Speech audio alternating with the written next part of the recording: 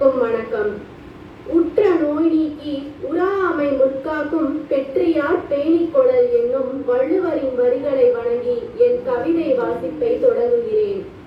முதியோர் வாசிக்கப்படாத அறிவு களஞ்சியம், வார்த்தைகளில் 1000 அனுபவ பாடம், அன்பு ததும்பும் கனிந்த நெஞ்சம், ஆறுதல் தேடும் வயது கொஞ்சம், உயரமான நடைவண்டியாய் ஊன்றுகோல் ஒரு பக்கம், இவர்களும் மழலையின் மறுபக்கம்.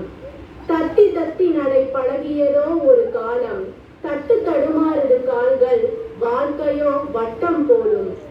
முதியோர் நாங்கள் கோடை விடுமுறைக்கு காத்திருப்போம், பேரன் பேத்திகளின் வரவை பார்த்திருப்போம்.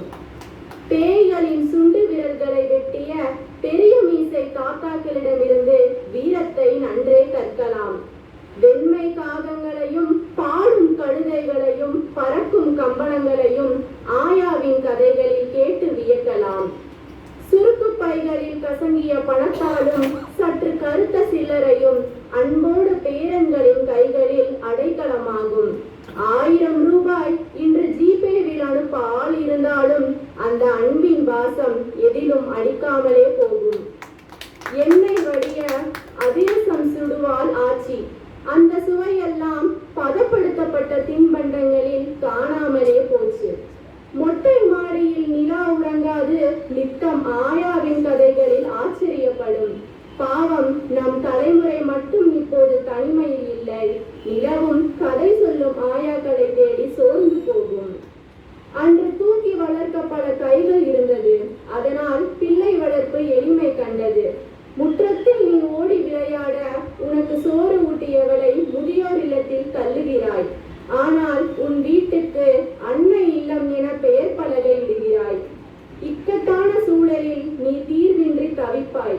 முதியோரை நீ காத்திருந்தால் அவர்களின் ஆலோசனையால் அதை எளிதில் கடப்பாய்.